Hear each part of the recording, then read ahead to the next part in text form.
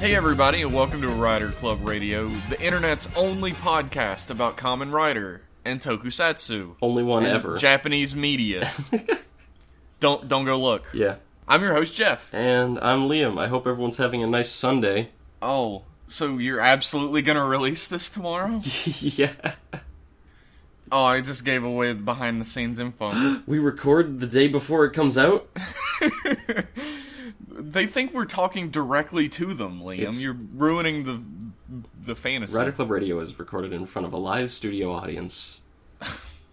This week, we watched Kamen Rider Ghost episode 43, Animal Sentai Zyuohger episode 24, and whatever the fuck that Ghost and Drive movie was called. Kamen Rider Ghost and Kamen Rider Drive Super Movie Wars Genesis. Yeah, that one. That one, yeah. Liam, why don't you tell us about what happened in Kamen Rider Ghost episode 43? You know what? I will. So Adele takes his clothes off and merges with the Great Eye. Oh, yeah. There was some shit about him not being the chosen one, him not being proper for the Great Eye, but... That's a disgusting metaphor, by the way. What? Merging with the Great Eye? Merging with the Great disgusting. Eye. It sounds like an ancient Hindu sex move. So you find that in the Kama Sutra. So he does that. And it doesn't. I guess if you use your real body, it doesn't matter whether you're the chosen one or whatever. He merges with the Great Eye. He gets the ultimate power. He forces himself into the Great Eye. He forces himself violently into the Great Eye on a children's show. Meanwhile, in the real world, a whole lot of people have the beta version of the Demia project, which is Google Glass, except it's like contact lenses. And they control your brain. Way less useful. Way harder to use, and also they go into your brain. So they got the contact lenses, and it's making them incredibly smart. And they sing and they eat sweets. I guess it's a glitch or something. But so they're looking around, and the fucking main characters, they all go to investigate, and they still do not suspect Steve Bills.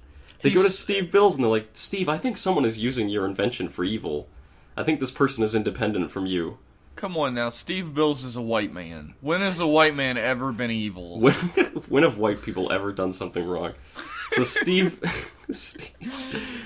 Bills is like, this is going to be a problem.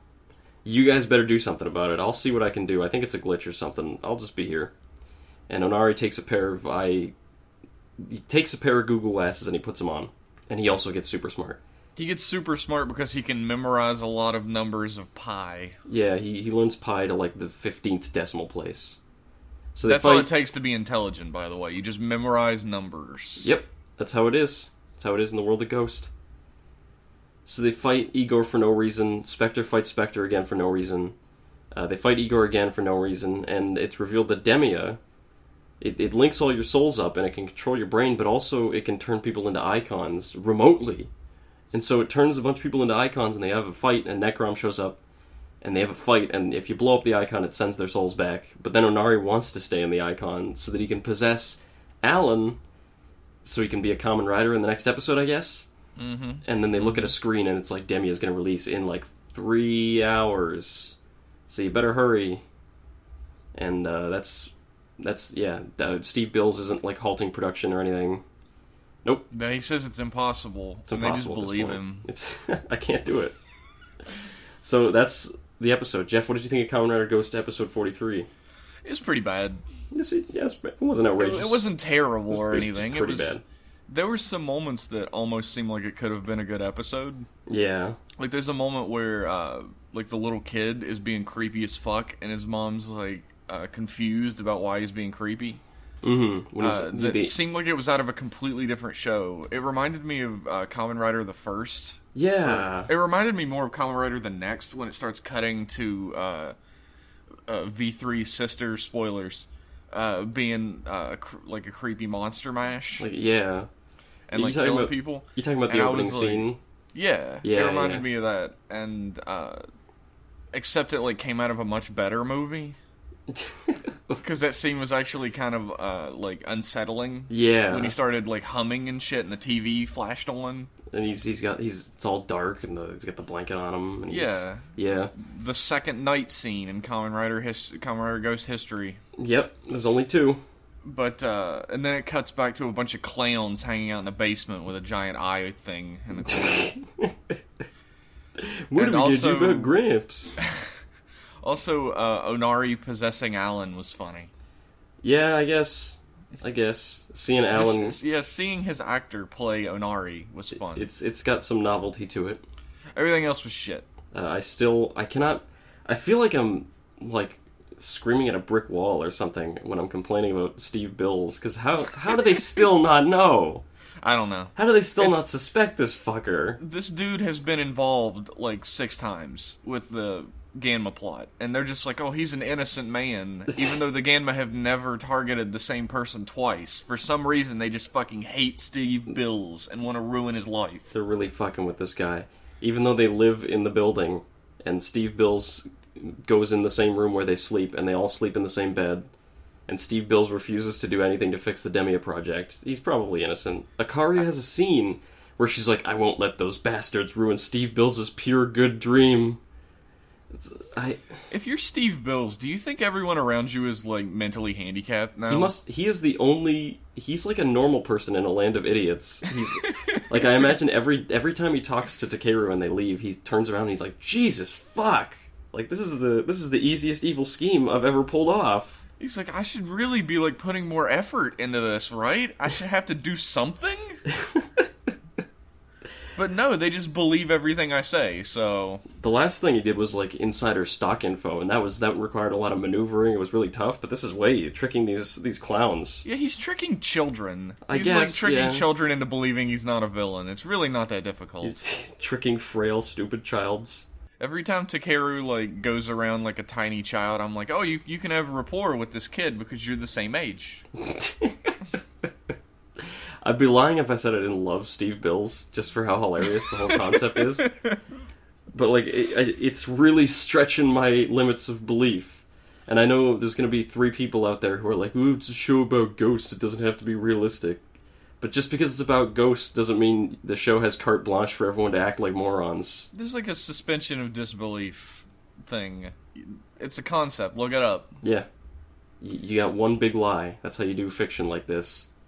You can't just have constant idiocity. Idiocity. You need to have strategery in your show. You be strategic with your idiocy in a show. You can't just have people being stupid constantly. And stupid concepts happening all the time. Like the Dream World shit wouldn't have been out of place in a series where it was established that there was a Dream World. If it was there from the start. But there was just one episode where there was like, oh, by the way, there's a dream world, and the game might have control over it. I wonder if they're still there. Like, all the, like, regular Ganma made out of human souls that they took there are just like, Igor? There's just holding this area. Just keep holding the area. Is he coming back? Is Igor coming back, guys?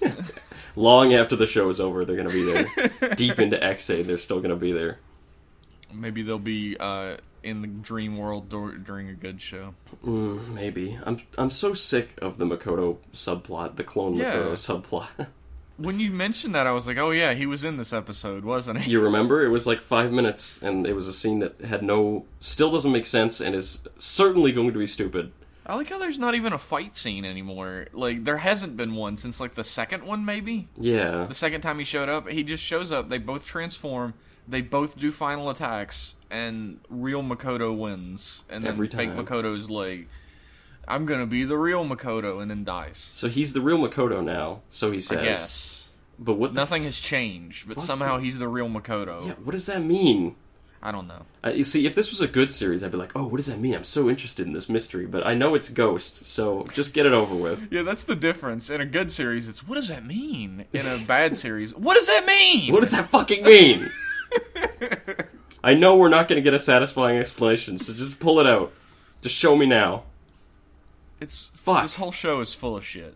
So the Demia Project's big world-ending thing, is that it can steal people's souls from a distance. I believe there was an astronaut Ganma that could do that to the entire world at the same time. Yes. Remember that? You just pulled everyone's souls out? Mm-hmm. Do you remember the Red Cloud? Yeah. What did that have to do with anything? I think the Red Cloud was... No, I think the Red Cloud was full of Ganma data that they used, it had like a substance in it that they used to try and throw one of the Ganmeisers into the portal, but that failed. I think that was what the red cloud was for. Where are you getting this from? What show did you watch? My own memory. Remember, they get the red cloud, and then they get the booklet from the Guan Yu scientist, and he's like, "This is the key," and then they open the portal. Do you remember that episode where they fail? I don't remember what happened last episode. I just wipe Ghost out of my brain after each episode of the podcast is done recording. I can't keep up with this horrible show anymore. Yeah, I don't care. It's just a waking nightmare. Every episode, I'm like, this one can't be as bad as the ones before this, but it is every time. It's just as bad. I gotta applaud their consistency. They're a consistent bunch. Yeah, I know I bring this up every fucking episode, but people really like this series. Liam, did you know that? Yeah, I know. We call those people idiots. Fucking morons. Fucking people with different opinions from me. How dare they? Ridiculous. On the internet? On the internet. That's where I live. That's where I spend all my free time. Oh, we're at episode 43. We're so close. Yeah. It feels like time has kind of slowed down a little bit. Yeah. It's weird. Ghost has this weird thing where it makes 22 minutes feel like several years whenever you turn it on. Yeah, I remember when we were doing the commentary for Kamen Rider the First, which you can get now. This is available right now. Radio.wordpress.com. Also, check out the Zeto and Heisei vs. Showa commentaries also up there. Check them out. Yeah, they're there. They're there. That was smooth. We slid that in. But that movie was like, it felt like 6 years, right? It felt like I was watching... It felt like I was watching my whole life pass me by. It was like watching an entire Kamen Rider series. In like 2 hours. Good God. Ghost feels longer. Every episode feels that long. We're so close, though. We can't stop now. It's so choppy. Like, every scene in Ghost is like really short and choppy. So it feels like you're watching a ton of shit. Because, and that's what it is, a ton of shit. Because that's what they're doing. Nothing happened throughout the course of the show, and now everything's got to happen in the last 10 episodes. I called that. Yeah, you're right. You were right. Debated me on it, motherfucker. I disagreed, but you were absolutely right. They're just throwing shit at the wall at this point. Like, what... This is the thing I'll say about this episode, and that I'll probably end up saying about every episode from here till the end, is that if this was episode 15, I would like it. But it's episode 43. Like, what has happened since the start of Ghosts? What's the play-by-play? Takeru died a lot. Takeru dies, Adonis dies, and Adele took over, and that's... Oh, Necrom turned good. Yeah, Necrom turned good. The series is focused... You see this a lot in, like, fan fiction writing and, like, freshman writing and stuff. Like, people who are not as experienced, amateurs who don't really have a lot of writing under their belt, they focus too heavily on the protagonists. So the antagonists seem completely two-dimensional and don't seem to ever do anything. Yeah. And that's Ghost's biggest problem, I gotta say. Out of everything else that's wrong with the series... The antagonists seem non-existent up until this point. They don't. Yeah. Even from this point onwards, like their real goal keeps changing, so it doesn't really matter. You don't feel like there's a threat from them at any point because they never succeed or do anything that has any impact on the story or the world. It's like an example I like to use, even though I liked Thundercats when I was younger. Mumra, that ever living, doesn't ever do anything. He sits in his pyramid all the time. He waits. And usually, like, the mutants are the ones that do everything. Like, his henchmen. They come up with their own plans, like, 90% of the time. God, that borders on insubordination. Yeah, Mumra doesn't care. As long as the Thundercats end up dead, he's fine. I was talking about this a couple weeks ago, when fucking Edith revealed that, we were capturing souls to fuel the life support system. And I was like, have they actually succeeded in capturing a single soul since the start of the show? I don't think they've got any. No, not really. That's why they're dying. That's what we're talking about now. Is like they're so worthless. They're so non-threatening. Like the Ganmeisers are just robots, right? And Adele's just a whiny fucking bitch. Yeah, and we've said our piece about Igor. Yeah, Igor, the most interesting character in Kamen Rider history. An empty shell of a man, Igor. Igor is tough to take seriously as well because he's been used as like comedy fodder. Yeah, the show doesn't know. Often. The show doesn't know what they want to do with Igor. Like, he's supposed to seem threatening in those scenes when it, like, cuts away from the main show to show him, like, standing on a building, and he's like, it's almost ready, and he's, like, underlit and everything, like he's this terrifying villain. But he got slapped by, like, a 12-year-old girl, like, 8 times. And then he ran away and cried every time. How am I supposed to take him seriously? I'm pretty sure, like, 2 of those slaps actually brought him to his knees. Yeah. How am I supposed to take this villain seriously when he gets defeated by a female character in Kamen Rider? It's such a juxtaposition. If you want to have, like, a sniveling, coward, funny villain, have that. And if you want to have a big, like, scary mastermind, have that. But you can't... They mash them both into one character. That was a joke about sexism, by the way. That wasn't a joke at women's expense. Don't write in and be angry at me. Too late. You can write in at writerclubradio@gmail.com and tell me I'm a sexist shitlord. Yeah, Jeff reads all the emails. I don't read any of them, so don't bother writing to me.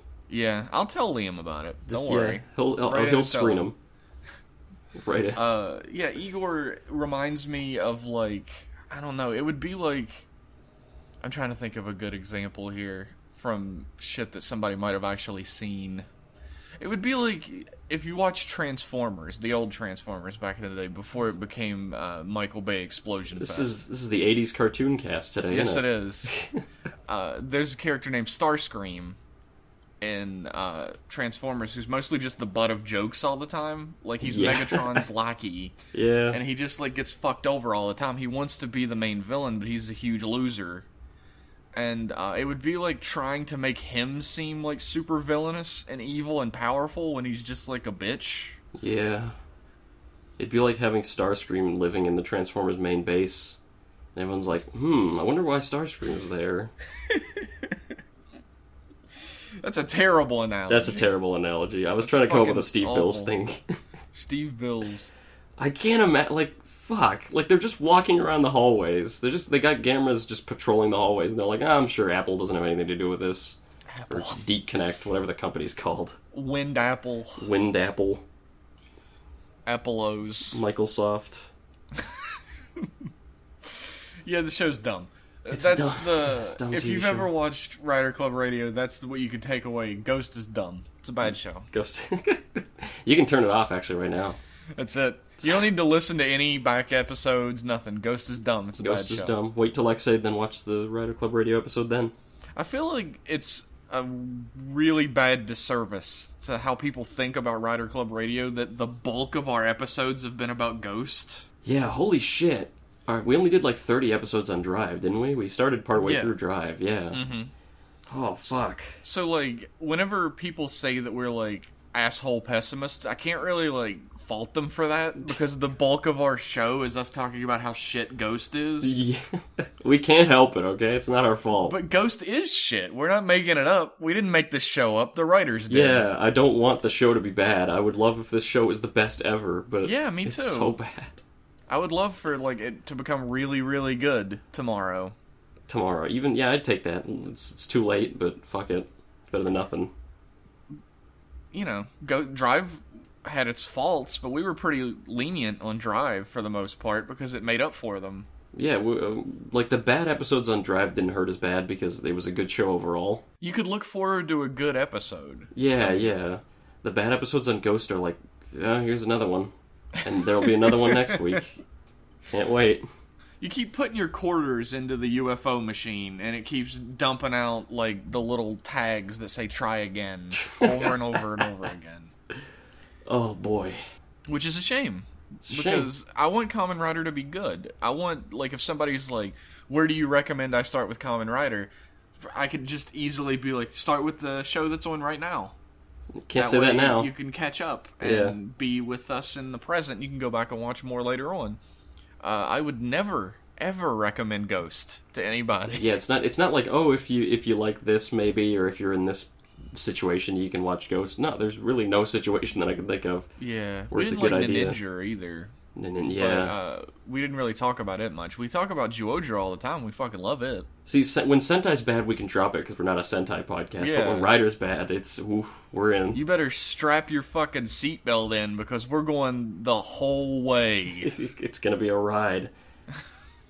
It's gonna be not a fun ride. I think that's enough for Ghost. Yeah, Next episode seems like it's going to be more of the same. I've had enough of Ghost. I had enough of Ghost like 20 episodes ago. Only 20? I was trying to give it a shot. I really was. If you go back, like, maybe not 20, but like 25 episodes ago, Liam was already like, this is shit. And I was like, no, it'll get better. It'll get better. I am the Nostradamus of Rider Club Radio. Sure. This show is poop. It is. If Liam was actually saying that back then, he is the Nostradamus of Rider Club Radio. I'll fucking admit it. I predicted the show. I predicted that it was garbage. You thought it was going to be fucking great to begin with. You thought it was going to be Shaman King. Because there's so many places you can go. It's great. Got great potential. It's got great potential. Just like Takeru himself, the show has infinite potential, but it's and just like Takeru, it's squandered. Squandered. It's a shame. This episode started with the sage being, again, saying directly to the audience, this boy carries all our hopes with him. Just to remind you, just in case you forgot, Takeru's the best. How old is Takeru supposed to be? I think he's 18. He's 18? Why are they calling him a boy? I don't know. Is it because he's like 4 feet tall? If you were 78, you would refer to an 18-year-old as a boy. I guess. I'm headed there on a bullet train. We'll find out soon. We all are. We're just on different cars in the bullet train. We're all heading at escape velocity towards death. Yeah. Anyway, let's talk about news. Okay, yeah, before death, we hit the news station. Here's a shocker. Our top story tonight. This is breaking. Movie Wars 2017 Ghost X8 has been announced. Dun dun dun. Dun dun dun. There's going to be a Movie Wars movie next year. Can you believe it? You know, this is a big risk for them. I know. They've never tried out something so crazy. We'll have to wait and see if it plays out properly. They definitely haven't done this for fucking ever now. Here's the real kicker, though. It's coming out this December. It's called Movie Wars 2017, but it's coming out this December 2016. It's like fucking Madden. Yeah, it's they like always a year do next ahead year. now. Yeah. It's the future. I think that's the only time we've mentioned football ever on Rider Club Radio. I guess that says a lot about who we are, doesn't it? Hey, what do you guys think about Peyton Manning? Is he still alive? I don't know if he's retired or not. I think he's still playing. I know he's a quarterback. What do you guys think about Neon Deion Sanders? What are you guys' thoughts on Jose Bautista? What? He's a baseball man. Oh my god. What are your thoughts on Batista, the wrestler?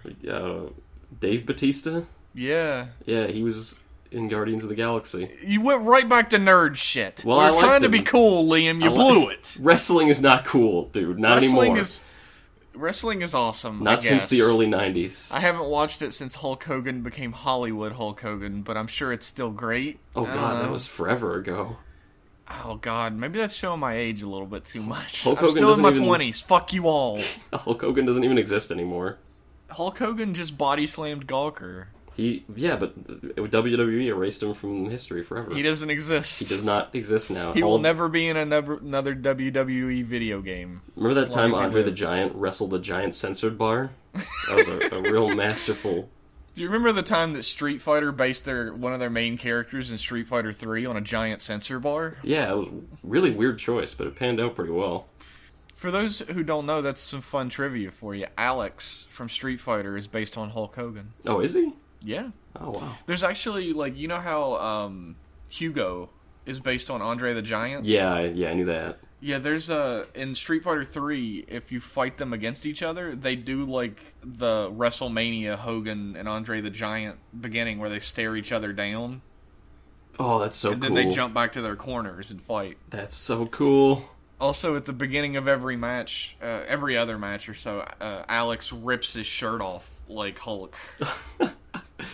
Street Fighter 3 Third Strike is the best fucking game. Yeah, I fucking love that game so much, man.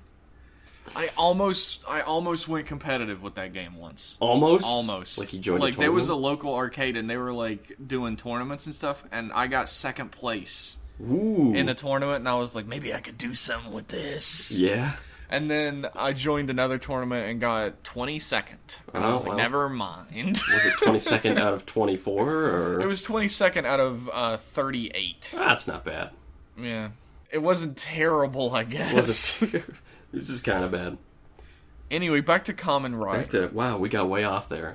Well, it's a movie war. What are you gonna say? What are you gonna talk about? The fuck can you expect? Here comes another one. It's gonna be called Kamen Rider Ghost X Kamen Rider X8 Movie Wars blank. Fill it in yourself. It doesn't matter. Your best fill-ins. Don't send that in. I don't want to read that shit. Liam does this all the time where he's like, send it in. I don't check the email. Fuck it. Jeff's the one that has to deal with it, so just send it in. Drive Saga 2, Chaser X Kamen Rider Heart... No, Mach. Drives... Are you an idiot? Let me start over. Drive Saga, Kamen Rider Heart, and Kamen Rider Mach got a new trailer this week, and it looks pretty good, actually. Yeah, it does. I'm looking forward to it. You get to see a little more Kamen Rider Heart in motion, and I'm starting to warm up to it. Are you an idiot? Apparently, yeah. That's the worst design. He's got like a giant red clown nose. I don't mind it. I don't mind it anymore. Terrible. Now that I actually saw that trailer, I was like, don't look that bad. It's terrible. He looks like Type Trideron crossed with like a wizard with the robe and the. No, he doesn't. He looks like a wizard. clown. You look like a clown. He looks like he could be on Kamen Rider Ghost. That's how much of a clown he looks like. That would be his normal outfit. He wouldn't ever untransform. That would just be what he looks like. Man, the costume. Yeah, it looks terrible. Liam's fucking full of shit. No, I think it looks fine. Hence why Liam's full of shit. Okay. It looks like some of the shots from the heart portion looks like it might be directed by the same guy who did Chaser, which I'm really looking forward to that. Yeah, I like Chaser. I like the Chaser movie. I like Chaser as well, but it had some of the most bonkers fucking cinematography I've ever seen. We've talked about I'm looking 60s, forward to 60s. seeing that again. Yeah. The Kamen Rider Mach one also looks pretty good. You get to see Kamen Rider Mach Chaser. Just check it out. I'm looking forward more to the Mach part because I like Mach a lot, and everything that isn't the actual Drive series gets Mach really well. Yeah. Mach was a character that was when Drive knew what to do with him, he was fucking fantastic, but sometimes he just sort of ended up as a background character. Or he ended up as like a whiny fucking baby. Yeah, a huge racist. Yeah, he hated robots forever until he became butt buddies with one. Like he had a pretty good reason to. He wasn't he wasn't a stupid fucking character that you got angry every time he came on screen. He was pretty good. No, I still enjoyed seeing him. Yeah. I never disliked any character in Drive. Yeah, there was no Onari where I was like, oh fuck, it's this person again. You fucking love Onari. I don't like Onari. You love him. He's good in certain contexts, but most of the time I hate him. What if he just stays an icon so he can keep possessing people? That's fine. What if he dies? That's also fine. I guess he's technically dead right now. His soul is outside of his body. I guess. Does your body like start rotting? Do you think those people voided their bowels when their souls left them? That's why they ran away. Oh god, I'm so embarrassed. They got up. That's why they looked so shocked. And oh, get the fuck out of here. Can't let anyone know I went boo boo.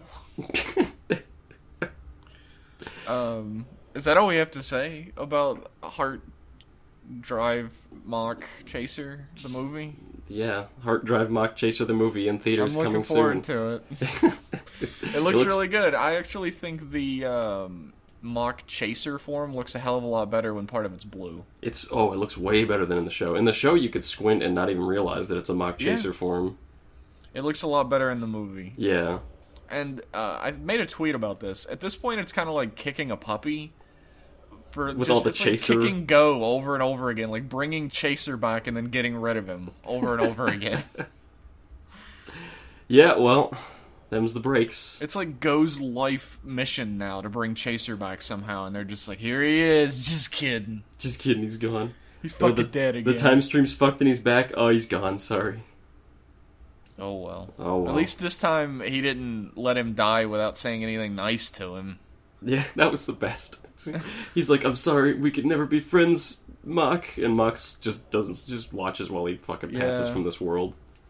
Way to miss your fucking opportunity, Go. It's like that bit in Assassin's Creed 2 when Leonardo da Vinci tries to hug you. And you miss it. I missed that the first time. I don't remember being as guilty feeling in any other game as I was then, because he's really, like, crushed that you didn't hug him. Well, I guess that's why he came back and tried to conquer the world with ghosts. But that's a story for later. I feel like like we tweeted all the good jokes about that movie already. Because there's so many obvious ones. There really are. Just but watching. If people don't follow the Twitter, they can hear them for the first time here. Here we're gonna repeat every joke. I'm gonna try to avoid that. More Kamen Rider boxers have been shown this week. Yeah. There's a stupid ghost hoodie. Put them on your dick. Who gives a shit? There's Kamen Rider boxers. There's a Deno belt. There's an Amazon belt. There's a bunch of other shit too. Check it out. It looks awesome. Yeah, the new ones are Deno, Hibiki, and Rider 1. Yeah. Like old style Rider 1, since they already had like the new Rider 1, Shin Rider 1. Yeah, the one that they used in the first few episodes of the show. Man, you know if you're getting intimate with your lady, right? This is Rider Club Radio After Dark. Yeah, paint me a picture, Jeff. You're getting you're getting intimate with your lady, right? The lights are low. You're getting undressed. When she sees them Kamen Rider Amazon boxers, she knows she's getting an animal in the bed. You jump up on the edge of the bed and you go, gee gee gee! Yeah, gets them every time. Nothing will make a lady's panties drop faster. Jesus Christ. I want them so bad, though. Oh my god. I really want all of them. I wouldn't give a shit. I want all of them so bad. Don't wear them on a date, is what I'm saying. I don't care. Are you kidding me?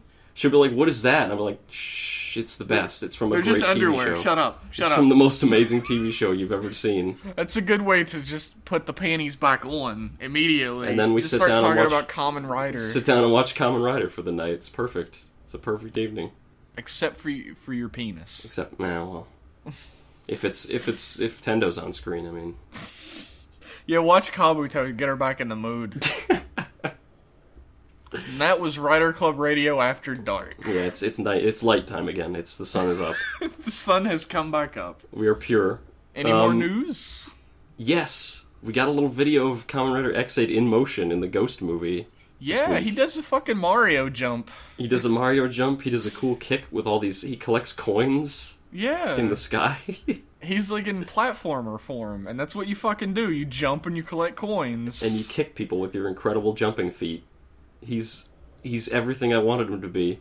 He really is, man. I'm trying not to get hype. I really am. Me too, because Ghost looked way cooler in his movie appearance than he did in the actual show. But and you can never, even if we watch this movie, X8 will probably be out by the time we watch this movie. Probably, yeah. But if we watch this movie before X8, do not take any of the information in the movie to heart at all. Because the character in the movie might as well be a different character. It doesn't matter. Well, you never know. Maybe. Well, things are changing with the movies. Things are changing, yeah. We'll talk about that when we get to the Ghost Times Drive movie. For the Ghost Times Drive. You with the times. I'm never stopping. Can't stop, won't stop. For those of you who live in Japan and get to see the movie before the show, keep strongly in mind, it may not be indicative of X8's character. No, it absolutely won't be. It never has. They always, in the movie, they're always like cocky fighters who think the guy before them is like a joke. Yeah. And can't even see ghosts. In the show, they're all like whiny babies. Yeah, I heard about a dude who was in Japan on vacation, and he started drinking in Japan, and then the next day he woke up in a hotel room and he turned on the TV, and the TV was talking to him in Korean, and he was like, "Oh shit." What happened? He started drinking in Japan and he woke up the next morning in a South Korean hotel. He's like, how did I get here? This is a story that Liam made up. No, it's true. Sure it is. It wasn't me. But I know it wasn't you. Obviously it wasn't. I've never been to Japan, but... No. That's crazy. If that's a real story, he needs to write a fucking book. Yeah. Like a fantasy book about what happened. Yeah, like a Hangover style thing. Except good. Well, I thought the first one was pretty good. The first one was a good movie. It was alright. I didn't see any of those. The second one was the same movie. Yeah. I think Red Letter Media put it best when they said it's the same movie except, like, really fucking mean. Mean? It's not funny. It's just really, like, mean-spirited. The shit that happens to people isn't funny. It's just fucked up. Oh, I want to see it now. Like, in the second movie, the Ed Helms character, this is like the fucking Hangover cast now, I guess.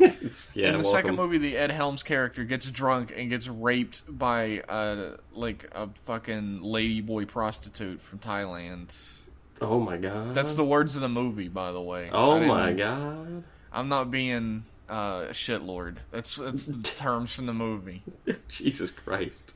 Yeah, they didn't say rape. They said you got drunk and had sex with. It's a prostitute as well. Okay. And he had unprotected sex. That's made very clear.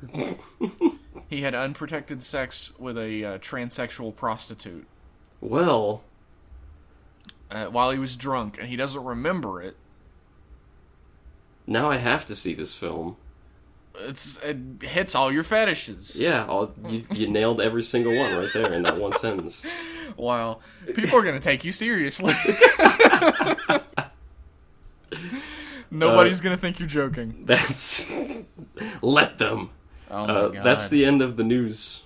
That's all our stories. That's all for news? That's all for news. Why don't we talk about Animal Sentai Zyuohger episode 24? Yeah. In this episode, the Crack Man, Mega Beast Hunter Bungley.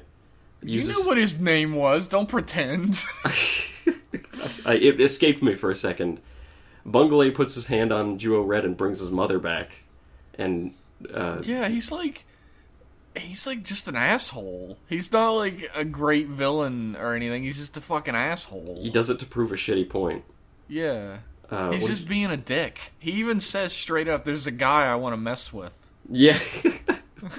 I need to stop the game for a second. There's a dude down there I want to fuck with. I hate him, so I'm gonna fuck with his life real quick. That having been said, I liked this episode a lot. I did too. I thought this was one of the best, actually. I think it's too easy. A lot of tokusatsu does it, where the parent is dead and they never delve into it. But it's nice that a Sentai series tackles it in actually a kind of realistic and semi-serious manner. Yeah, like that little flashback of little Yamato crying over his mom fucking dying.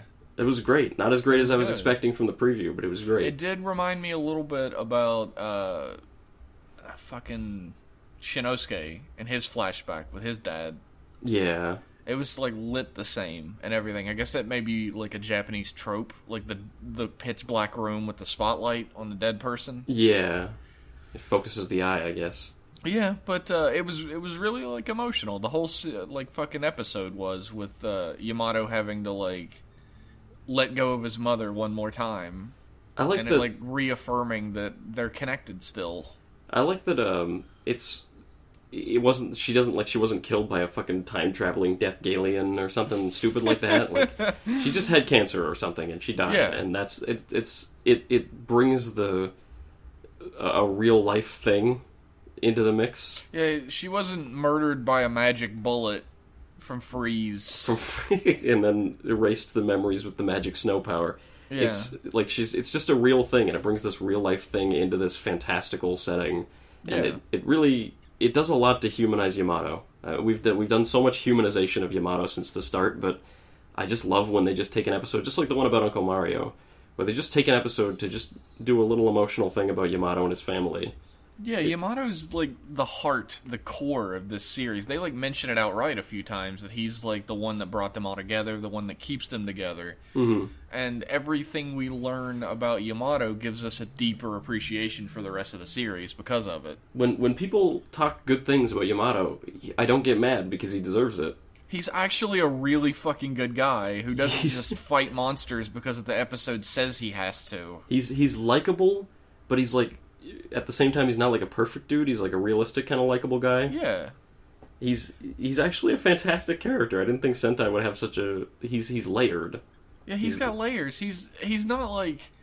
If somebody does something silly in front of Takeru just goes, huh? Huh? Or he goes, oh, it's okay, and smiles and gets all fucking shitty. I forgive you. Yamato's like, blah! And he like overreacts, and it's fucking funny, and he's an enjoyable character. One of my favorite scenes in all of Zyuohger is when they go to like a mall, and they're all running around with their tails out, buying a million things with his credit card, and he's like, please stop, you're ruining my life. Fuck you people. Yeah, he's a regular guy faced with ridiculous situations. Mm-hmm. And they hammer that home a lot, which is great. I love the sort of trope that Sentai does sometimes where there's four weirdos and then the red guy is the everyman. It happens every now and again. And it's funny as well that, like, Mondo joins... I guess I should just call him Misao, since everybody calls him Misao. Mi-chan.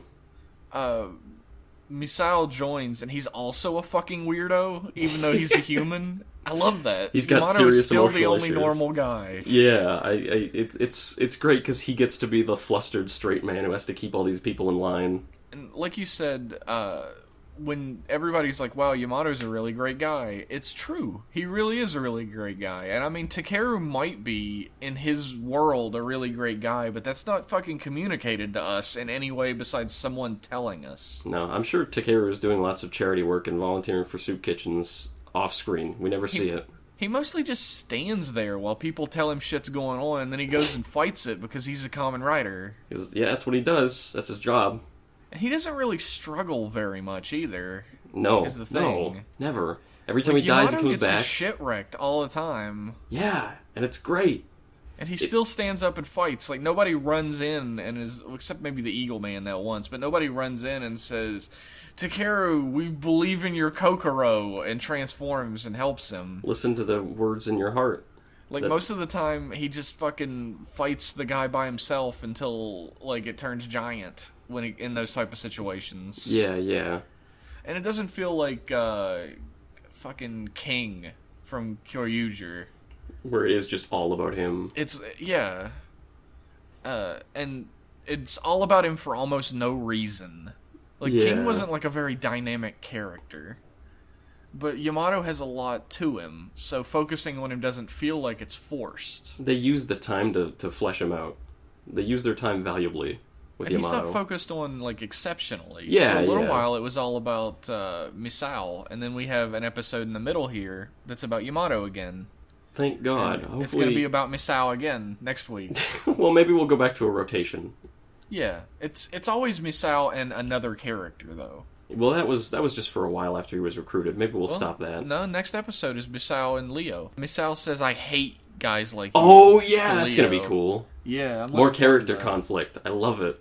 Liam loves it when characters just fucking fight. Well, it's interesting to see people, like, struggling against each other and sorting out differences in a story. That's the basis of storytelling. Yeah. It's usually, like... I like it when they're struggling against, like, villains. Like, villains versus heroes. That gets left out of shit, like Ghost. Yeah. I like that a lot. And I like it when heroes fight heroes, too. But if that happens too much, you get modern comic books. Yeah, I guess. Where superheroes almost never fight villains anymore. They just fight each other.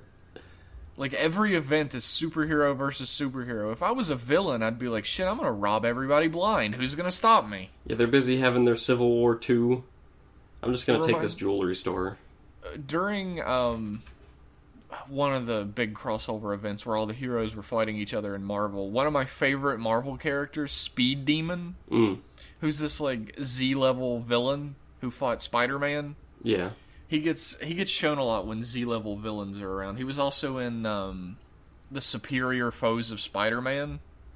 Okay. Which is a fucking amazing comic. I absolutely really recommend it. So good. But Speed Demon was just robbing fucking banks and jewelry stores blind because nobody stopped him. Yeah, every time there's a secret war in Marvel, you go to town. Like, who's gonna stop you? Yeah, what? Who's left? The fucking Prowler? What, is Captain Rectitude gonna come out? You and fucking Captain Rectitude. He's real. Look him up. Look up Captain Rectitude. He's a real character. It's like fucking Stingray and I don't even know who's even left in Hero versus Hero. D-Man. D-Man. Is he a demon? Squirrel Girl? No, D-Man is Demolition Man. Oh, okay. They can't call him that, though, for a reason you might understand. Because of a movie film, yep. He came first, but he wears, like, this weird costume that's made up of Daredevil's original costume and a Wolverine mask. Oh, shit, I know this guy. Yeah, and fuck that guy. Fuck that costume. Anyway, that's neither here nor there. Back to Zyuohger. I love Zyuohger, and I love when the Zyuohgers butt heads and develop. Yeah, I don't mind when they butt heads. They butt heads. They have more than one. I don't mind when they butt heads and develop either, because it's done in a realistic way where nobody's like, I'm going to withhold information for 6 episodes that would fix this conflict. It's not founded on stupid misunderstandings. It's not done in a way that makes any of the characters seem like idiots or assholes. Yeah. It's just ideologies butting up against each other, and they always find a way to resolve it as well. Yeah, they just have their own shit and they work through it. But actually, you said you were joking about 6 episodes, but I would kind of like if they did a little arc where there was a little schism that lasted like 5 episodes. That's not Super Sentai That's style. not Super Sentai at all, but that would be fun. It's, when they butt heads as well, it's done in a way that makes sense, and it's done in a way where you don't come away from it thinking that they only made up because they have to at the end of the episode. There's an understanding that their being a team is more important than whatever shit comes up between them, because they're the only thing standing between the Earth's destruction and, not that. Yeah, they go through some shit. They save each other's asses a couple times, and they learn a little about each other, and they get along. They see each other's point of view. A lot of times it makes no sense for characters to make up. Like, there's this weirdly realistic moment in Ghost where, at least for a minute, until it goes too far, where Ghost is like, I'm not helping Alan. Fuck that guy. Yeah, that fucking episode. And then, it goes too far, and Makoto's getting shot to death, and he's still like, I'm not helping Alan. If that means helping Alan, then fuck saving my friend. That's dumb. He's just a Ganma. He's not human. That could have been done in a much more intelligent way and would have made a neat little arc. Yeah, it would have, but here we go. Zyuohger does that, though. They do it in a much more intelligent way. Yeah. Where they're not like, I'm just gonna let people die because I'm a fucking big baby. Because Leo said that my hair looked bad this morning. I'm not gonna work with him. Sidebar, I really like that Leo sleeps in a tree. I don't know if I've mentioned that. Yeah. It's such a little thing that makes his character seem more rounded, that he's so much of a lion that he sleeps in a fucking tree. He sleeps up in the indoor tree. It doesn't make much sense that there's an indoor tree, but... Well, I think it's the tree growing into the treehouse. Yeah. Yeah.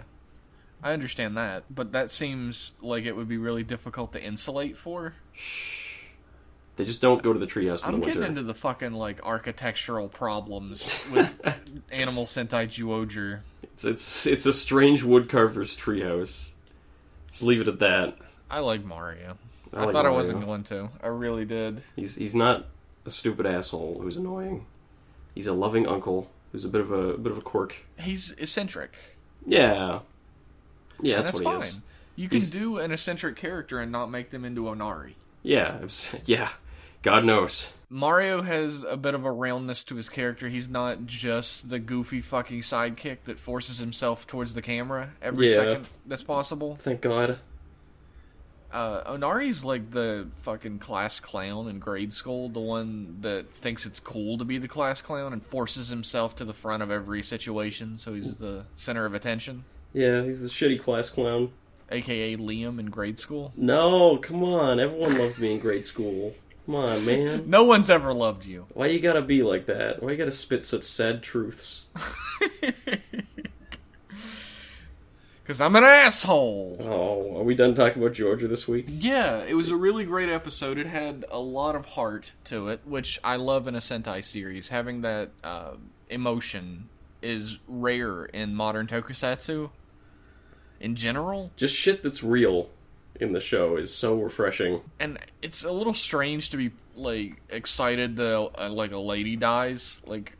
Somebody's mother dies. Yeah. But, it serves the story amazingly. Yeah, it helps to flesh his character out so much. And the scene where his victory over Bungalay is sort of tied to a development of his character, where he realizes that even if it's just a memory, his time with his mother is precious.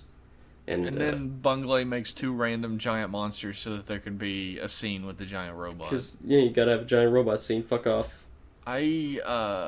I'm in the same boat with you now. I just sort of tune out when the giant robot scenes happen. Because they're totally on that. It's just toy commercial stuff to show off the newest robots. Although, at the end of the episode, Amu says, but is it just about his mother? Yeah. People are like, what? And she's like, oh, nothing. And then it shows Yamato at his mother's grave, and there are flowers on the grave that he didn't put there. So is his father still alive? I don't know. Is his father like a terrible fucking asshole father like Makoto's? And he just left? He wears a leather coat, and he drives off, and he goes to the pyramid world, and... Here's my problem with fathers in tokusatsu, and in television in general, I think. My father was a good father before anybody writes in and says, wow, Jeff's got some fucking daddy issues. But fathers on television just do the most heinous shit. Like, they fucking abandon their children and come back and they're like, but I love you. And we as an audience are supposed to be like, yeah, you tell your father you love him too, even though he left you a fucking orphan. He went to fuck other women all day, and then when that didn't work out... ruined your life, basically. Yeah. Like, there's a scene in, I hate to go back to Star Trek, since I know you're an idiot and you don't watch it. You and your fucking nerd shit. Yeah, there's a Next Generation episode where Riker's dad shows up, and Riker's dad is this huge fucking asshole who treated him like shit, and then, like, ditched him at 15. Yeah. And his mother died. And his dad just ditched him at 15. He was a fucking orphan at 15, living in Alaska by himself. Jesus Christ. And we as an audience, and all the other characters that aren't Riker in the show are like, you should give your father another chance. No, you should not. Your father's a fucking monster. He's not even, he says outright, he's not sorry for doing it. Holy shit. Because he had his own life to live, and Riker grew up to be such a great guy. Well... And Riker, at the end of the episode, gives him a hug and says, you know, you're still my father regardless. And I'm like, how? Being a father doesn't just mean you spurt your seed out in the lady, and then you leave, eventually. I was gonna say because he said sorry, but he didn't say sorry, so he doesn't have that. He never said sorry. And some people... Like, there's this thing that if you like Star Trek, I absolutely think you should participate in. Every Tuesday, the Star Trek Hour, at Star Trek Hour, on Twitter, free advertisement for them, fuck it. They do, they pick an episode, and they, like, tweet questions about it, and you, like, discuss with all the people that are following that account about that episode. It's super fun. And the episode with Riker's dad came up, and everyone was like, Jesus fucking Christ, why are we supposed to be on Riker's dad's side? What a horrible, horrible person. Yeah. And also, like, the doctor at that time, was, like, this older lady who fucked Riker's dad, like, way back in the day. Oh. So she's like, Riker, you should give your father another chance. If I was Riker, I'd be like, look, just because my dad gave you the dick doesn't mean that you have a say in this. Maybe she's a little biased. Maybe a little bit. Just a tad. But that concludes the Star Trek cast. Yeah, in conclusion, Zyuohger is a pretty good TV show. Yeah, Zyuohger's good. You don't have to listen to anything else in Rider Club Radio history. Zyuohger's real good. Jeff, did you watch this week a film came out? Well, Overtime finished subbing a film called Kamen Rider Ghost and Kamen Rider Drive Super Movie Wars Genesis. Did you see it? Yes, I did watch it. Yeah. What'd you think of that, Liam? Well, let me give a bit of a rundown. Nobody cares. What'd you think of it? Kamen Rider Ghost and Kamen Rider Drive are flung into the past, where they start fucking with the time stream because Takeru wants to save his dad. That time stream shit doesn't happen until, like, fucking 25 minutes into the movie. I know, but it is the premise. And then the heroes in the present have to deal with the messed up time stream because all the villains come back. The Roid Mudes return to the world. All the Roid Mudes are back. That's the premise. Leonardo da Vinci. And the villain is Leonardo da Vinci, and his henchmen are Raphael and Michelangelo. Donatello got told to fuck the hell right off. Donatello got the shaft. Jeff, what did you think of this movie? I asked you first, motherfucker, but I'll tell you. Okay, yeah, go for it. I actually like this movie. Yeah, I'm gonna say a tentative like from my part. You watched it. What's tentative about it? I tentatively liked it. I kind of liked it. I didn't love it. There was some stupid shit in the movie. There was some stupid ghost shit in the movie. Yeah, Takeru appeared in the movie, yeah. But Takeru had a personality in this movie. He was better. He was written better than in the show, yeah, that's for sure. Like, he actually had a personality. He was kind of like a layabout, which the show hinted at a little bit towards the beginning, but never actually went with. Yeah. But he was actually kind of a layabout, which is... I liked him in this movie. Really? Yeah, that's the kind of writer I would be, where I was just like, I mean, I guess. I guess I'll beat Shocker. They seem pretty rough, I don't know. I liked that characterization. When he went into, like, regular ghost personality, which is none, I hated him again. Yeah. But when he was acting like a chefless layabout who had to deal with wacky shit, I liked him. It was great to see Shinosuke again. Yeah, I was going to say, I experienced a bit of whiplash with this movie, because the first opening scenes are about Shinosuke, and it's a 3 months after Drive. He's haunted by the memories of the Roidmudes. He's kind of struggling at his job. He's worrying about whether he should propose to his girlfriend Kiriko or not. He's all stressed out.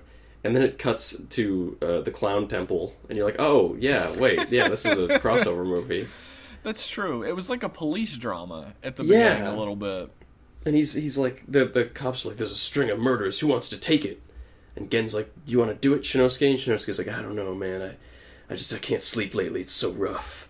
He's memories. Not like that. Fuck off. No, he's not. He doesn't say that at all. He says, my brain's not in top gear He's not anymore. in top gear, does he? Yeah, he's stalled out. Yeah. But like you said, it's more of like a dramatic police procedural, and then it turns into this time-traveling extravaganza. Yeah. Which I guess, like, I wouldn't... like. It's setup for it is strange as well, because they're all just fucking standing around in the ghost pit. Yeah. And, like, a fucking, like, thing opens, a big eye. Big eye opens, and Ryu's on the other side, and they get sucked in. It's a Ganma, right? It's like Ganma's stealing jewels. Ganma. Yeah. And Shinosuke has to investigate, which is a great way to cross them over. It's perfect. Ganma there's committing a string crimes. of crimes, so the police have to investigate, and Shinosuke gets sent after it. And so he meets Ghost, and understandably he thinks Ghost and all of his friends are fucking crazy weirdos.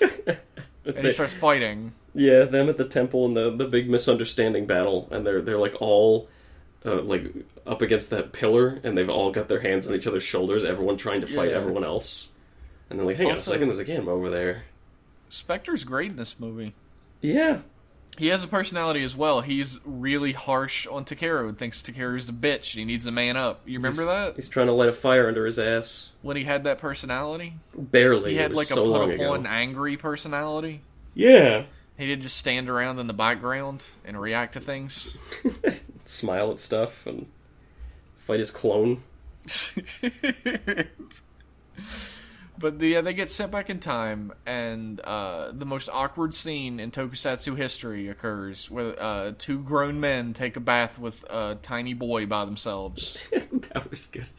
If I could say I have any problems with the movie, major problems, it's there's a huge missed opportunity with the one time travel thing where they fall into the garden, and Belt-san is just sitting there, and he's like, hey, and he takes him, and then Belt-san is just a non-character for the rest of the movie. He's just a belt. Which is such a shame. He barely says anything. What was he doing there? What's the purpose? Here's what I was thinking. Here's my crazy suggestion, is they fall into the past, and then they go to fight a Ganma or whatever. They have to fight something, and only Ghost can fight, and Ghost turns to Drive, and he's like, can't you do anything, Mr. Policeman? And Shinosuke's like, oh, I got a thing, and he has to break into the pit like 10 years in the past or something. Oh, that would be That would have been a funny scene, yeah. That would be cool. And Belt's like, who are you? How did you get in here? And then he kind of like fights against him for the rest of the episode while he transforms. We're best friends, you just don't know it yet. It's except we're not best friends because you don't fucking trust me to use you for good. You old fucking asshole. That's a shame, but it's a wasted opportunity. The belt is just kind of sitting in the grass instead. And but instead of that, we get a scene where two grown men take a bath with a little boy. I'd say that's pretty effective use of the movie's time, Jeff. Honestly, fucking the thing is, Tenkuji Ryu met these two idiots earlier that day. Right? Yeah. He met them earlier that day. They were snooping around in the bushes outside his house. Yeah. they are obviously lying to him, and he knows this. He mentions later he knows that they're lying. And he's just like, hey, two complete fucking strangers, why don't you take a bath with my 8-year-old son? I'll stand outside. Well, he was watching from the window. No, he wasn't. The window was fucking closed. Well, he was listening from the window. Yeah, that's an effective way to keep rapists from your child. Look, he could sense the goodness in their hearts. He could sense the infinite potential in Takeru's heart. Whatever. Parents at home, please don't let your children take a bath with complete strangers who you sense goodness in their heart. I'm sure it's probably normal in Japan. Like, people take baths together all the time in Japan. Yeah, it's a normal thing. I remember there's a scene in Kamen Rider Black when he's reminiscing about Nobuhiko, and one of the scenes is them taking, like, a shower together. That's not normal. It's taking a bath at, like, the bathhouse is fine. Bathhouses in Japan are not, like, whorehouses like in America. They're real bathhouses. Yeah, you just take a bath and that's it, and there's no subtext. No. But yeah, it's normal. Like, if it was just Takeru and fucking Shinosuke, that's it fine. Wouldn't be as weird, but then it's not like a bathhouse bath. It's like a regular-sized bathtub that they're all sitting sideways in, completely naked. Look, Jeff, everyone's got to get clean, alright? We got 3 people to get clean, we got 1 bathtub. Don't let your son in there with them. Like, take a bath with your son, that's fine, I guess. If it's a young son. But not like 2 strangers. Anyway. We learned a lesson today. Anyway. So they lie to Ryu about who they are, and then Ryu's like, I knew you were lying, and then they're like, we're actually Kamen Riders, and he's like, I knew you were Kamen Riders somehow. I know what a Kamen Rider is. I saw the ridiculous belt on Shinosuke's belt. Yeah, he knows what a Kamen Rider is in this movie. He's like, you two are Kamen Riders, huh? Because he watched Kamen Rider when he was a kid. I guess. And then later on, he's like, you're actually Takeru, aren't you? I knew the whole time. No, you didn't. Stop lying. You didn't know any of this. He's trying to sound smart. He's like, yeah, I knew all along that you were Kamen Riders. He's just trying to seem like he's not an idiot who doesn't understand what's happening around him. There's a lot of comedy in this movie, both intentional and unintentional. That's true. One of the funniest scenes, the actual intentional hilarious scene, is in the present. They're trying to fight off, like, Heart, Brain, and Medic are revived due to time fuckery. They come back to life, and they're trying to fight them off, and Chief Honganji appears, and he uses that shitty mass-produced mock belt, and he jumps and he's like, right, I'm gonna do it, Rider Kick! And Leonardo da Vinci just swats him aside, and they're like, damn, that was rough. And then it just, like, smash cuts to his funeral. They're like, oh, he was a good man, it's a shame. And I laughed out loud at that scene. Just that cut, I laughed so hard at. And then it fucking, like, he just opens his eyes and everybody's like, And then he sets up and they're all like, ah! They run around the room, yeah. That whole scene was fucking hilarious. And then there's this, like, 100% Japanese humor scene that I don't understand anything about. This is the most Japanese... This is the Japanese comedian in a TV show scene. Yeah, it's just referencing other Japanese comedians. It's 2 Japanese comedians in a show referencing other Japanese comedians, so I mostly just tuned it out. It's like when you're watching Game Center CX and he starts talking about other comedians and you're like, what? Like, I don't know who these people are, I'm not Japanese. Arino, if you don't talk about my favorite Japanese comedian, Shinya Arino, I don't know who the fuck you're talking about. Yeah, all these comedians, not one mention of Shinya Arino, probably because he's not dead, but... Yeah, it's supposed to be this really funny scene where the chief wants to meet all the funniest people in history, and the sage is like, you can't. They're all in there, here and they're really funny, but you can't. You gotta go back.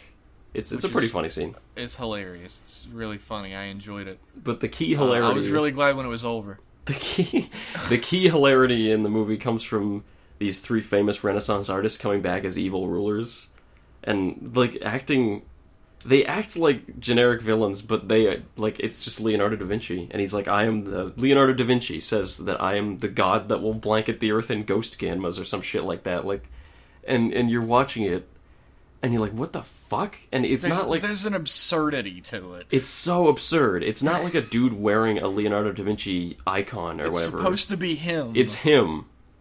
The best line in the whole movie is when Raphael is fighting, I think it's Spectre he's fighting, or is it Mach? I don't remember. He's fighting Ryu. It's Ryu. He's fighting Ryu, And he's like, he says the line, "No mere human can match me," and it's like, you're fucking Raphael. There's a ton of that. Every time they talk, I'm like, this is supposed to be the actual person, isn't it? Yeah, there's a scene where they're fighting at the end. Mach and Spectre are fighting in a warehouse. They're fighting so many mooks. And Mach is like, "Heart, brain, medic, show yourself." And Spectre's like, "Fucking Leonardo da Vinci, get out here!" Like, really, what the fuck? Fucking Leonardo da Vinci is talking about blanketing the Earth. Like, destroying the Earth and making it the utopian Ganma world and shit. It's Leonardo da Vinci. That guy, man, he had a rough time in hell, I imagine. He's like kidnapping children. Like, he kidnaps Akari, and that's never actually explained why he does that. That shit changed him. Afterlife changes you. I guess. Also, the funniest part in the whole movie is that, like, all of our heroes transform. They yell Henshin, and then they transform. And then all of the fucking Ganma turn into, like, the Renaissance Ganma turn into a giant Ganma monster. But they yell out their transformation phrases, and it's like Italian 101 phrases. Like, they yell out goodbye. Yeah. Good. And buongiorno. Hello to transform, because that's all the Japanese know. Italian. That's all the average Japanese man knows about it. I guess that's all the average English dude knows about Italian too. I don't know any Italians. I could have looked that shit up. We have Google. In the world now. That's true. I took Italian. I literally took Italian 101. So, speak some Italian for us. You put me on the spot here. Buongiorno, pizza pie. Spaghetti Arrivederci. Pizza. Arrivederci. There. Spaghetti, linguini. There's a big CGI shitfest in the end, and God, it's like the only way to beat a CGI abomination in one of these movies is to become a CGI abomination. Yeah. So they bring in Captain Ghost. Don't battle with monsters, because you become a monster. So says Friedrich Nietzsche. They bring in Captain Ghost, and my heart fucking sank. I was like, holy shit, I forgot that existed. You forgot about the lizard. Ugh. Not since the dildo monster have they brought the lizard out. They bring the lizard out, the pirate ship lizard, and then they attach the ride boosters to the side of it, even though it can already fly. Like that's gonna make a difference, yeah. That whole ending thing was dumb as fuck. Remember the bit at the end of it? It was Gaim Cross Drive. It was Gaim Cross Drive, where they do like a Death Star trench run and a flying Trideron. You mean Gaim Times Drive? Gaim Times Drive equals Ghost. That was a fucking sick scene compared to this. It was like a CGI abomination scene, but it was the least fun. It at least stole from a movie I liked. This is Transformers as shit. It's just shit flying at the screen, explosions, bright lights. Speaking of, real quick, jumping back to Ghost, there's a scene where Beethoven fights Mozart in Ghost. The ultimate showdown we've always wanted to see. And it is the loudest moment in Ghost history. I had to, like, mute it for a second. It was hurting my ears so bad. It's because they're both soundmen. Thanks, sound mixers at Toei, you fucking assholes. They wanted to get you this week, just to fuck with you. The movie, though, has what I think is, like, Gaim and Drive, Shinosuke and Koda had, like, really good chemistry. They had a funny rapport, yeah. But it was mostly out of suit. They didn't do a whole lot of stuff, or in suit. They didn't do a whole lot of stuff out of suit together. Yeah. Shinosuke and Takeru actually have pretty good chemistry. Better than you think. Although they become friends, like, immediately for some reason. Yeah. Like, I'm not sure why. But they have a lot in common, I guess, because they both have dead dads. Like, yeah, your dad's dead, my dad's dead, yo. Your mom's name is Martha, my mom's name is Martha? I think you're mixing up your movies here. Let's be friends. I think I'd rather watch this than Batman v Superman. Yeah, I'd rather watch Ghost than Batman v Superman. Oh, I'll say that shit. You throwing your glove down. That's right. Wow. My one glove. I'll keep the other one. You saved the other one for Suicide Squad. I haven't seen that. Oh, boy. And I never will. There's a scene in this film... Suicide Squad? No, in Ghost and Drive. Batman vs. Superman? Batman vs. Superman. Ghost vs. Drive. Dawn of CGI. It's pretty much the CGI from this movie is from the dawn of CGI. Back in the 90s. There's some reboot-ass moments in this movie. Towards the end, yeah. Oh, boy. Ghost gets the boost form in this movie. Yeah, he does. Only to get it again later. He just has it. His dad appears and he just gets it. Yeah. And he's like, oh shit, thanks, Dad. And then, it's not like he loses it or it breaks or something at the end of the movie. He just has it.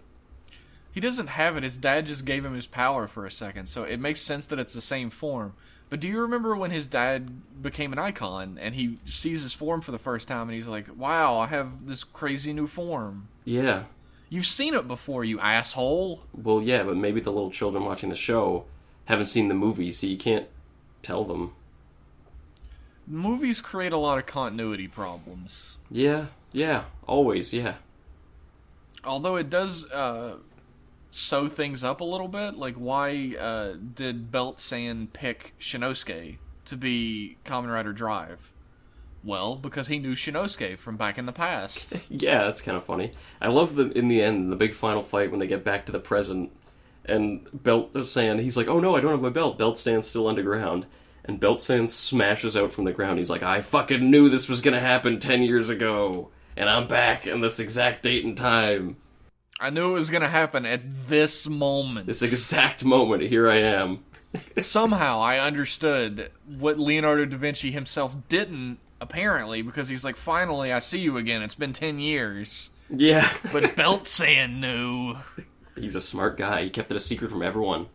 And then Belt-san fucks off back to the underground pit again. Yeah, that was his last... The Da Vinci invasion was the last secret that he never told anyone throughout all of Drive. I like how Shinosuke's so used to the secrets and shit. He's just like, alright. He doesn't even ask now. I'm not even going to ask why he kept it from me. Did you notice... So in this movie, also, they irreparably changed the timeline. They change how Takeru's dad dies, but thankfully it happens on the same day, so it's still okay. Yeah, but shouldn't that have some sort of fucking Butterfryer effect? Nope. Everything is exactly as it should be. Did you notice every time Drive has a movie, the timeline is irreparably damaged? Yeah, that's true. Either the belt changes, or Takeru's dad is killed in a different way. The fucking Ganmas come back. The fucking Roidmudes come back. Why was Belt-san on the ground? Why? I don't know. Wait, what is this? Okay, so here's the timeline of Belt-san. Okay. So he was created, and then someone dropped him on the ground in the temple. Then Shinosuke used him, but then Shinosuke went back to the past, who he dropped in the ground again when he went into the future.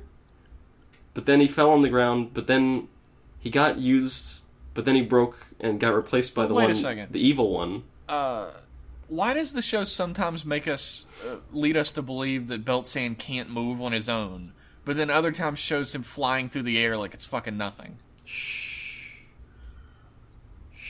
Inconsistency. I do like the scene a lot, the clever little scene where they have to get the icons to the future, and they're like, how do we do it? And you just bury it in the back room, and they'll dig it up in 10 years. And they can... I think that was a very romantic way to propose to Kiriko as well. That's a risky way to propose. Yeah, what happens if somebody else finds that shit? You just spent 3 months' salary on nothing. It doesn't exist anymore. You're fucked. Little 9-year-old Takeru decides to check the back room and goes, shit, a diamond ring, awesome. What are these round things? I'll take that, yeah. The timeline is irreparably fucked up. Irreparable. So the Belt-san at the beginning of this movie when they go into the past, and the Belt-san at the end of this movie when he comes out of the ground... Why are you still trying to figure this shit out? They're two different Belt-sans. That's I just true. realized. The one at the end is from the future, and the one at the beginning is from the past. What the fuck? I'll never understand the timeline for the show that never had a real timeline attached to it, ever again. Well, they keep involving time travel in all their stories. Eventually, it's going to come back to haunt them. Time travel's an easy, big gimmick. Yeah. Yeah. It's an easy thing to make a weird sci-fi story out of. Well, it's like, back in the day, it used to be like, once you exhausted, the storylines that you can come up with characters, you just ejected them into fucking space. Yeah, fuck it. Like, Jason X. Yeah, you throw that shit into space. You go into space when you run out of ideas, but in the modern day, I think when you've run out of ideas, you use time travel. Yeah. But time travel can be like problematic unless you fucking link that shit up perfectly. Like we're if you're seeing doing right a Back now. to the Future. Yeah. They don't link anything up perfectly in Ghost and Drive. Like I said, Genesis, everything Sega is Genesis. Sega Genesis. Everything is irreparably changed, but it's changed in such a way that everything is fine still, and you can all just forget about it. And only Shinosuke knows the real timeline. Shinosuke and Takeru. Wait, hang on. The Movie Wars movie with Drive involved time travel too. Remember, it was Kamen Rider 3 going back and killing the first two, thus irreparably changing the timeline. It's all time travel. What the fuck? All these Drive movies.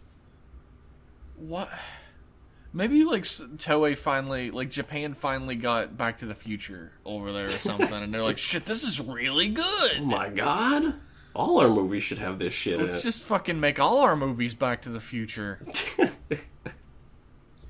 What? They could do a really good Back to the Future with Belt-san as Doc Brown and Shinosuke as Marty. Oh my god. And they get I'd stuck. watch that. They get stuck in the 70s and have to help Rider 1. And Trideron is the DeLorean. Yeah. Fund it. It's perfect. Do it now while... they couldn't do, like, Hiroshi Fujioka back in the 70s. He couldn't pull that off. You'd have to get a lookalike or something. Interestingly enough, there's a Star Trek episode. Oh, of course there is. Called a Deep Space Nine episode where they just intercut footage of the original series. Oh, no. With, like, the characters superimposed over it. Oh. And they edit it in such a way that it's actually not that bad. Really? Yeah. Sounds pretty bad. It has its problems. I bet. But it's actually pretty cool. That's pretty clever. Anyway, so Jeff, would you recommend Movie Wars Genesis? Yeah, I'd absolutely recommend it. Are we going to do, like, movie recommendations from now on? I guess. Yeah, That's I guess a good thing to do. It's a good movie. I would tentatively recommend it. It's worth a watch. I'd recommend it. I think it's fun. Yeah. It's not as good as other movies. It's better than, like, fucking Rider 3 and shit, It's better than every Movie Wars movie, that's for sure. Yeah, it's better than Heisei versus Showa. Sorry, this is Movie Wars. It's better than every Superhero Wars. Yeah. I think that's what the difference is. Yeah, Superhero Tyson, yeah. It's better than the Superhero Tyson movies, yeah. I always confuse those two. How can you not confuse them? It's so hard. But yeah, I'd recommend it. You should watch it. If you haven't watched it yet because Ghost is shit and you think the movie's gonna be shit, it's only like very slightly shit in places. It's good in other places. Go on over to Overtime and get that film. It's a good sub. They did a good job with it. Jeff, do we have any? Watch it. Do we have any emails this week? Yeah, we've actually got a few emails this week. All right, shoot them. Our first email is from Shadowlight, who says, Dear Writer Club Radio, I was wondering, with Ghost coming closer to the long-awaited ending, and with X-Aid coming up, what makes you hope X-Aid as a series... What mistakes do you hope X-Aid as a series will avoid after looking at Ghost? I would hope that X-Aid as a series does not throw away good potential for plot ideas like Ghost has, or at least not as much potential as Ghost had. And I'm going to have to agree 100% with that. Like, Ghost is squandered potential of the series. If X-Aid squanders its like the motif of the series, Ghosts has so much potential to it. And the Ghost series didn't do jack shit with it. Yeah. And X-Aid has a ton of potential with video games as the focus. It's a fun premise. And I'm scared to death they're not going to do anything with the premise at all. It runs the risk of just being a visual thing and not having anything to do with what's actually going on. Kind of like Ghost, where it's like it's not actually about ghosts, it's just a visual theme. Well, they're not even really ghosts. They're just humans that have been, like, put inside of icons. Yeah, it's their souls. They're kind of ghostly. Whatever. They're not real ghosts. They're not, like, dead people coming back from supernatural shit. Yeah, the story is not about ghosts. It's about evil minions trying to take over the world.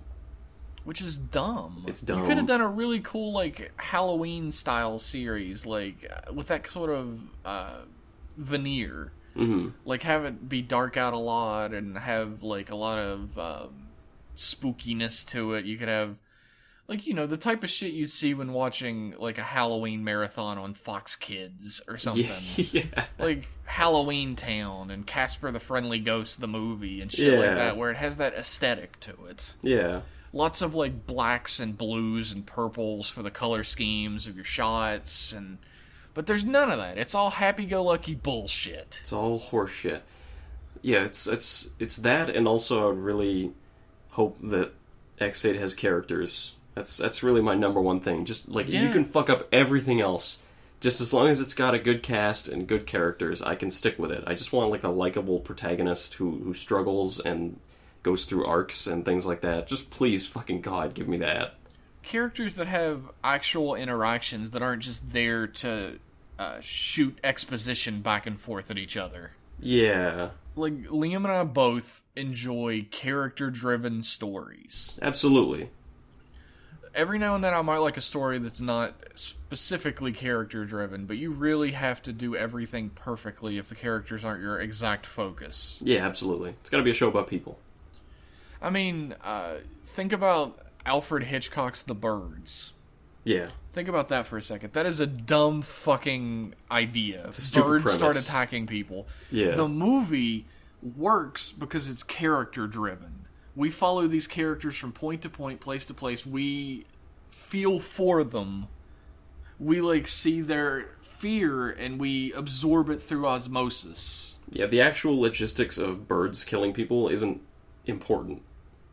It's about the people that are involved. It's about their little adventure.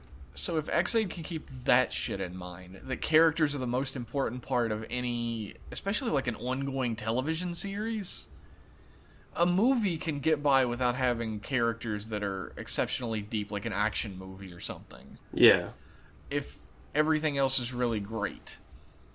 You still have to care about them, but they don't have to be really deep. I mean, like, a really great movie is like Total Recall, the Arnold Schwarzenegger one. Mm. Arnold Schwarzenegger can't act, but you still care about his character because the movie sets it up in a way to make you care. And the action's really great, and the set pieces are awesome, and it has like a really cool futuristic setting and everything. You can't do that with a television series. Yeah, because you have like 50 episodes to work with Kamen Rider. You have to have characters that are endearing or like interesting to watch the whole way through. If you have, 2 hours of the movie, it's a lot easier to work with than fucking 50 episodes. You end up with something like Wizard or Ghost. Or Ghost, yeah. Where you just don't fucking care. It's hard to care about what happens to characters that don't have a personality. Yeah, for serious. So that's my biggest hope for X8. Same here. I hope it's good. It looks fucking great from what we've seen so far. But don't, Liam. Yeah, don't get your hopes up. I'm sure it won't be shit. Oh no, he's doomed it. There, I did it. If the series is bad, you know who the fuck to blame. Wait, how come when Ghost was bad, it was my fault? And now when X8's bad, it's going to be my fault again, even though I didn't even write the thing. Did you write Ghost? I actually wrote all of it. I submitted my 50-episode script as a joke, and they just took it. Get the fuck off my podcast. I was like, what if I write a show that just sucks? And then I sent it in, and they were like, yeah, we'll pay you like $10 for this. We'll use it. So I got myself a couple Snickers bars, and they got a TV show. A couple Snickers bars. Inflation's going fucking nuts in Canada. I got myself like 10 Snickers bars. Fucking, you know who to blame for Ghost, and now you know who to blame for X8. Yeah. Although, like, a video game writer was my idea. It was it's your idea. So I guess you can blame me for the idea if it turns out shitty. Look, just blame John Toei. He's the mastermind responsible for all of it. Absolutely. That fucking guy. So, that was an email. Read the next email. Hopefully that answered your question. Hopefully we have rambled. an email from Zolgheim who tells us information that probably 30 other people felt the need to point out as well. Okay. Kenzaki did get to reprise his role in voice only a couple of times in some video games, and it was actually his voice in Movie Wars GP. Oh, wow. I did not know that. He apparently appeared in Decade, though I don't really remember that. I saw some people tweeting us at that. I did not know that. Here's the funny thing. If we're wrong about something, I don't care. Speaking of which, the Blade Cinema was a hoax, and we fell for it. Yeah, we fucking fell for it hook, line, and sinker. Hook, line, they got us so good. It's because we wanted it so bad. Like, I wanted it real bad. I wanted to believe. I was like Fox Mulder. I wanted to believe. But no, it was fake. Yeah, if we make mistakes, I don't care. I assume it wasn't that big of a deal as you guys made it up to be. Going from gay porn to acting in a toku is pretty much a step down as far as acting market goes. I fucking laughed out loud when I read that the first time, so... That's not bad. Our next email is from friend of the show, Graham. Hello, Graham. Who says, what is Little Hiroshi from originally? It may have been mentioned in an earlier episode, but you've been doing this for a year and a half now. Little Hiroshi is from Kamen Rider Zeto. Was it Zeto? Yeah, I guess it's just... Zeto is Hiroshi, but in every Showa series, there's at least like 20 children named Hiroshi. It's like Little Billy. It's just like a generic little kid name. Yeah. For Japanese kids, and it fits, I think. Little Hiroshi has been in every Showa series, even if his name wasn't specifically Hiroshi. But there is there is a Hiroshi. There was a Hiroshi in Zeto. There was a Hiroshi in Sun Vulcan. There was at least one Hiroshi in Jew Ranger. There was a Hiroshi in Black as well. Yes, there was a Hiroshi in Black. I know there was a Hiroshi in Super 1. He was part of the Kamen Rider Club. Was he? Was he a child? Yes. Of course he was. Everybody in the Kamen Rider Club was a child. It's just like an easy go-to little Japanese kid name. Little Hiroshi. Little Hiroshi-kun. That's it. Our next question is from Edgar. Okay. Who says, "Sup, my dudes. Hello. Seeing as Xaid is video games, now would be an appropriate time to talk about them. Imagine a world where Toei would spend more than $2 on developing a proper Kamen Rider game. Oh. Who would you want as the developer? Keep up the good work. Your podcast is something I look forward to each week." What a sad life. I'm sorry for what's happened to you. I'm sorry for what happened to the podcast. It's always been this bad, Liam. A developer of... We talked a lot about how I just wanted a DMC clone and you just wanted a God Hand clone. Yes. And that's like the two perfect Kamen Rider games. But what I'd really like... let's see. Also, I think Team Ninja could do like a Ninja Gaiden style game. Mm-hmm. Oh, that yeah, would be absolutely. Really cool. Just like a big action, fast, flashy action hack and slash is a perfect genre.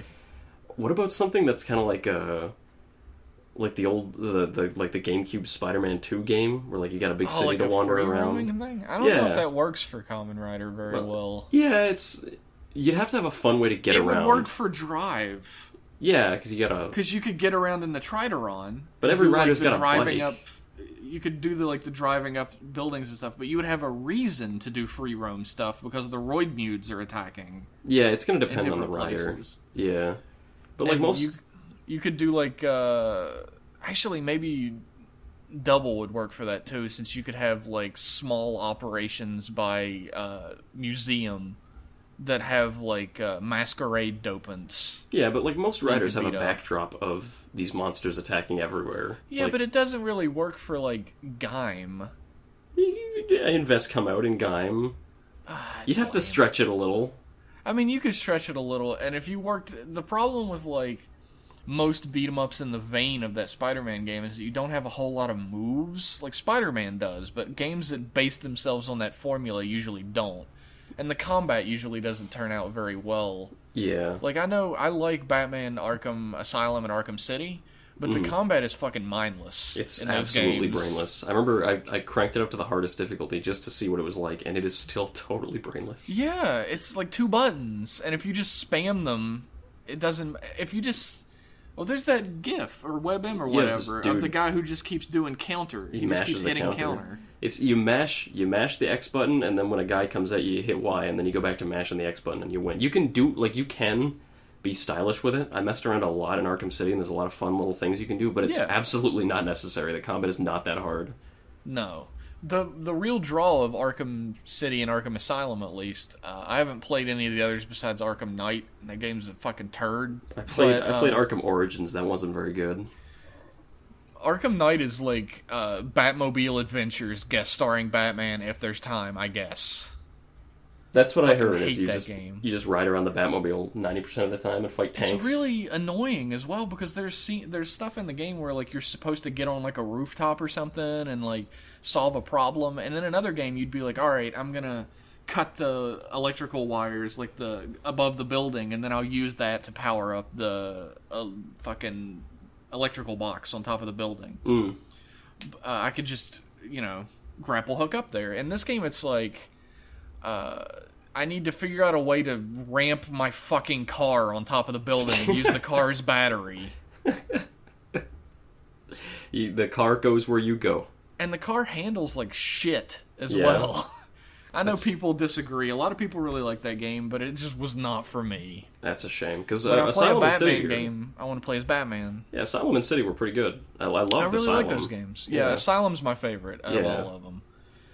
It's like having it be more self-contained meant that there was a lot more cool shit in like a single area. Asylum felt like a Metroid game sometimes with like the way it was progressed. Yeah, like the way you find new items to open up new puzzles. Yeah, you go new areas. Like you have a big asylum to explore, and then you go and you beat a boss, and you get the bombs, and then you can go back and bomb that wall that you saw earlier, and get some other shit, and unlock little hidden areas. It was cool. That was the fun of those games, is like the exploration, like finding the secrets, progressing the story, using like your cool abilities to get from place to place. Yeah. It was a progression style game. The combat was kind of lackluster. You could do something like that with Kamen Rider. The like modern a progression Rider style game? Yeah, like say you go to the end and you fight a particularly strong Roid Mute at a dead end, and then you get Type Technic, and you got to use Type Technic to pull the thing to get into the other area behind you. I guess you could do something like that. Yeah, you could do like a thing. If you just got to know how to space out you have to make it not based on the show at all. You probably have to throw the story out. You'd have to do like an original Kamen Rider, I think. Or you could just fucking gut the story of an existing one, but I don't know. The thing is, Toei is not willing to do anything cool with its games. So I think that's like Rocksteady does that really well. And who did like Spider-Man 2? Activision. Yeah. Activision's not the same Activision as it once was. It's a different Activision now. Like classic Activision, like Platinum Games, of course. Absolutely, Platinum Games. Maybe Rocksteady if they're careful. Team from the first two Batman games worked on it, and they were careful and worked hard. Yeah. And I don't know if I would give Capcom. I would like another 2D beat 'em up, a la Rider Generation or the Super Nintendo one. Yeah, because if they did. Who did Streets of Rage? I guess that was a really long time ago. There's probably nobody from those games working on them anymore. Yeah, but somebody who's really capable at making a beat 'em up. Yeah, Rider Generation 2 had a cool baseline, but it ended up being really mindless because the enemies were not hard at all and just were big damage sponges. And it's like, it was cool because all the riders have all these cool abilities, and it's like, oh, there's that cool thing from the show that you can do. If you had all that and you actually had to use it, and the enemies were tough and dynamic, and you had some co-op, that'd be a great game, I think. Yeah. I think the problem with modern Rider video games at its base is, besides the fact that Toei won't put any fucking money into it, is they're trying to do too much. They're trying to have every rider in every game, and you can't focus on the abilities of each rider that way, so they have like bare bones movesets, and they're not fun to play as individually. Yeah. So, like we've talked about, picking a series and focusing on it would probably yield a better game if they at least put money and time into it. But that's the shitty thing, is because the series they pick, because of marketing purposes, it's always going to be the currently airing toy line. It's not necessarily going to be, like, I bet, there's tons of potential all throughout Kamen Rider's history for making a cool game. Think about, like, a 4-player co-op beat-em-up style game. Like, maybe like a 3D beat-em-up style game. You'd have, like, Blade, the 4 riders. Yeah, like Blade or Agito. Yeah. Poor Sap's got to play another Agito. I like another Agito's design and shit. But he's another Agito. Yeah, he is another Agito.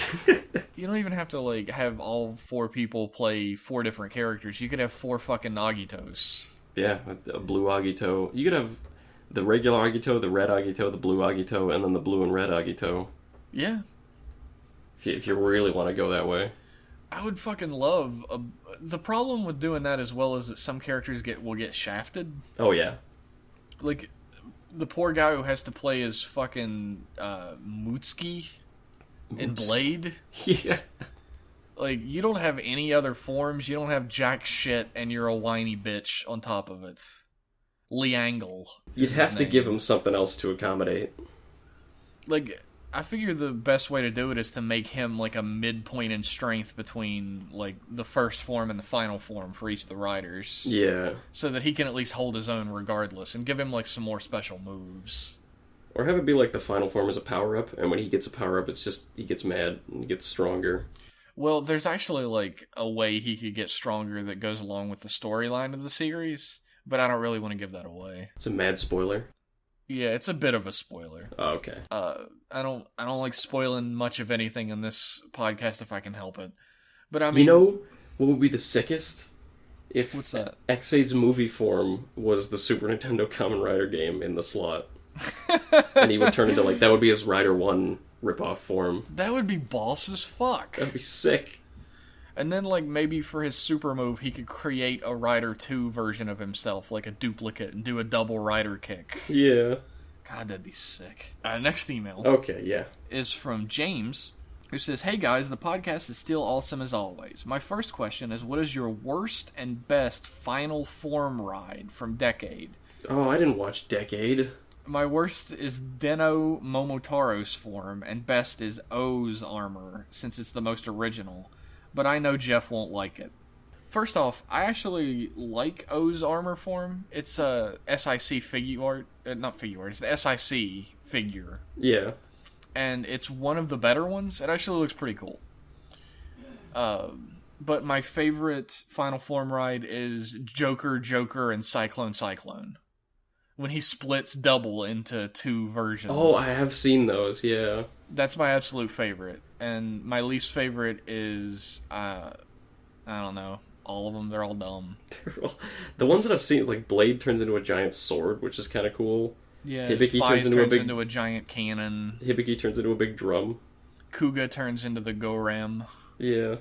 They're all okay. I like the big sword. I like the... not having seen Decade, I'm just going to say I like Blade turned into the big sword. I think that's cool. Yeah. They're all just, like, Decade is going to use the previous rider to show how awesome he is. Yep. The Decade series is really not good. I like Decade and everything else, but the series is really not good. Yeah, it's a shame. I'll see it someday. My second question is, what is your best and worst Dark Rider? The best is Dark Drive, since he's not a drive recolor. Absolutely. And Gold Drive is both the worst and the best for me, since he gives me Reverse Flash vibes with the similarities between the two. Stay strong, and the first commentary was good. Good. Thank you. Glad you enjoyed that. I agree that Dark Drive is probably the best Dark Rider. Yeah, I'm going to agree and say Dark Drive. He's the only Dark Rider I can really remember off the top of my head that isn't just a recolor. Yeah, thank Christ. And if I'm wrong, I don't care. There's probably... So. I can't think of, like...